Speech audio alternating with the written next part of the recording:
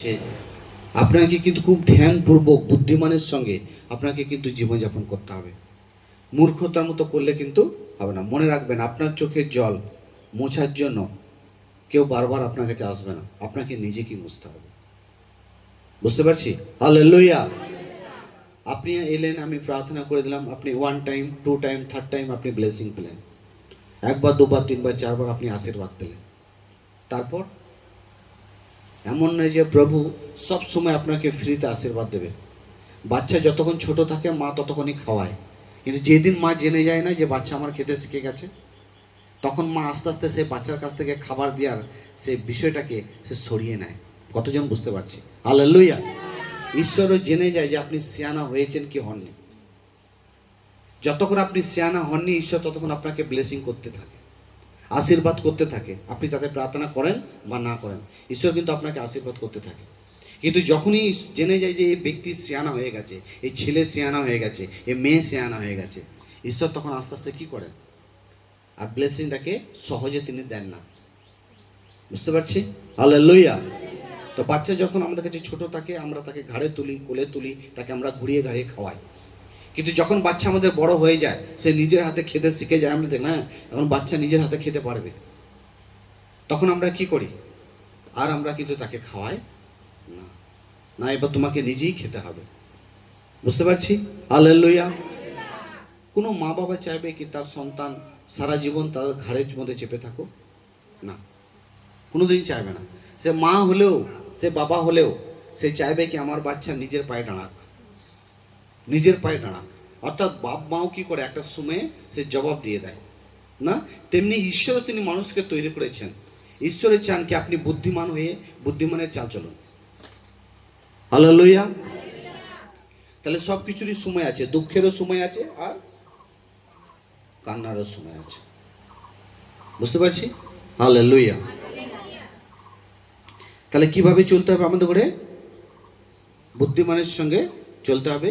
সময়কে খারাপ করলে, নষ্ট করলে অনেক সময় দেখবেন আমরা সুস্থ আছি, যখন সুস্থ থাকি না, ভালো থাকি, আমরা কাউকে কেয়ার করি না। তাহলে আপনি আরাধনায় যখন জমা করছেন না, আপনার কাছে টাকা নেই, আর আপনি ব্যাংকে গিয়ে বলবেন টাকা দিন, তা আপনাকে টাকা দেবে? আপনার কাছে আরাধনায় জমা নেই, আর লাস্টের বেলা দিয়ে আপনি বলেন আমাকে বাঁচাও, আমাকে বাঁচাও। আরে তুমি কোনোদিন বিশ্বাসই ভালো করোনি, তুমি কোনোদিন ভালো করে তালি বাজাওনি, তুমি কোনোদিন ভালো করে আরাধনা করোনি।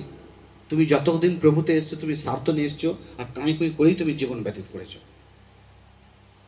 বুঝতে পারছি? হালেলুয়া। প্রত্যেকে তুমি আরাধনা, তোমার ভালো আরাধনা করে তুমি জমা রাখো, তোমার আরাধনায় তোমাকে কি করবে, ঠেলে নিয়ে যাবে। হালেলুয়া। কোনো জিনিসই এমনি যায় না, তার পেছুতে একটা হাত থাকতে হয়, তার পেছুতে কেউ তাকে ধাক্কা মারার লোক থাকতে হয়, তারপরে যায়। হালেলুয়া। ট্রেন গাড়িও এমনি যায়নি, আগেকার বাষ্পচালিত রেল ইঞ্জিনও সে আগে যায়, এমনি যায়নি। পেছনে ছিল কয়লা, কয়লা জ্বলতো, আগুন ছিল, সেখানে জল ছিল, স্টিম হতো, তাকে ধাক্কা মারতো, রেলগাড়ি এগিয়ে যেত। হালেলুয়া। আজ আপনার আরাধনা, আজ আপনার উপাসনা, আজকের আপনার উপবাস, এই সমস্ত কিছু আপনাকে ধাক্কা দেবে এগিয়ে যাওয়ার জন্য। Praise the Lord. হালেলুয়া। আপনার আরাধনা আপনাকে ধাক্কা দেবে, আপনার বিশ্বাস আপনাকে ধাক্কা দেবে, আপনাকে চলতে সাহায্য করাবে। তো অনেক প্রয়োজন আছে, যতই গরম হোক না কেন, রোদ হোক না কেন, ঈশ্বরের আরাধনা করার প্রয়োজন আছে, আর আমরা করবই। আমেন। উপবাসের সম্বন্ধে আমরা আগেও আপনাদের করে বলেছি, কেউ জোর করে উপবাস করবে না, আর এই সময় প্রচুর পরিমাণে জল খাবেন। যদি আপনি ঈশ্বরের আদেশকে মানছেন না, বদমাইশ করছেন, আমি বলবো আপনি উপবাস করবেন না। এই উপবাসটা করবেন না। এখন যে উপবাসটা চলছে, উপবাস অনেক রকমের উপবাস আছে আমার প্রিয়। একটা উপবাস আছে আমি বদমাইশ করছি, আমি যাতে বদমাইশ না করি তার জন্য উপবাস। আর এই একটা উপবাস হচ্ছে যে উপবাস, যে প্রভু যীশু খ্রিস্ট আমাদের পাপের জন্য তিনি এই জগতের মধ্যে এসেছিলেন, হ্যাঁ, তার জন্য আমি উপবাস করছি। হালেলুয়া। আমি তাকে শ্রদ্ধা জানাই। যদি আমি প্রভুর কাছে ঝুঁকতে পারছি না, আমি উপবাস করে কোনো লাভ নেই। যদি আমি তার আদেশকে মানতে পারছি না, তাহলে শুকিয়ে থেকে কোনো লাভ নেই। তাহলে সেই হয়ে যাবে যে ভিখারি যে খেতে পায় না, তার উপবাস আর আপনার উপবাস কিন্তু একই হয়ে যাবে। তাই এই জন্যই আপনি যদি পারছেন না, আপনি খান, আপনি খেয়ে ভালো থাকুন, আর নিজেকে জোর দিন, চেতনা রাখুন কি আমি যতদিন বাঁচবো প্রভু তোমার অনুসারে আমি চলবো। এটা হচ্ছে সবচেয়ে বড় উপবাস। আর নাহলে স্যার তো বলেছে উপবাস। এখন বউগুলো উপবাস করে করে, ছেলেগুলো উপবাস করে করে যা তাচ্ছে হাড় ফাড় বার করে ফেলেছে। হ্যাঁ, আর ওইদিকে ঘুষি মারা চর মারা বন্ধ করেনি, পা টানাটানি বন্ধ করেনি। তাহলে উপবাস করে কী লাভ হবে? ঠিক আছে, আমি বললাম ওর পা টানিস না, যে না আমি উপবাস করেছি, আরও গিয়ে পা টেনে দিয়েছে, ওর চাল ফুটো করে দিয়েছে।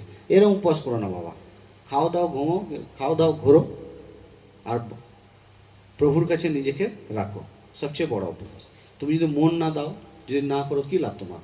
কোনো লাভ কিন্তু নেই উপবাস করে। Praise the lord. এই জগতের মধ্যে যতজন ব্যক্তি আছি আমরা, আমাদের প্রত্যেকেই ঈশ্বরের সে ধার্মিকতার বিষয়গুলোকে আমাদের করতে হবে। তাহলে জন্মের সময় আছে, মৃত্যুরও সময় আছে, সূর্য ওঠার সময় আছে, সূর্য ডোবারও সময় আছে, সব কিছুরই কিন্তু সময় আছে। রোয়ার সময় আছে, কাটারও সময়। তাহলে রাজা কি প্রার্থনা করছে নরক থেকে? সময়ের প্রার্থনা, সময় চাইছে। প্রভু আমাকে সময় দাও, আমাকে কি দাও? সময় দাও। হালেলুয়া। আমাকে সময় দাও, আমি যাতে কি করি? তোমার আরাধনা করতে পারি। Praise the Lord. হালেলুয়া। আমাকে সময় দাও। Praise the Lord. হালেলুয়া।